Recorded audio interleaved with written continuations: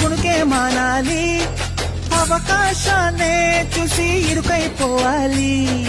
యద సభలో ఎన్నో ఎన్నో ఊసులు చెప్పాలి, రసమయ సభలో చెప్పినవన్నీ చేసుకుపోవాలి.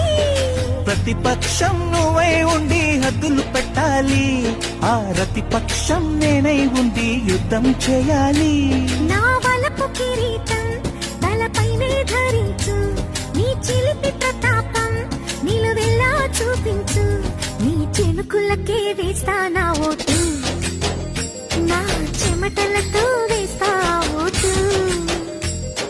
చిన్నగా చిన్నగా చిన్నగా మది కన్నులు విప్పిన కన్నెగా, నీ మగసిరికే వేస్తా నా ఓటు.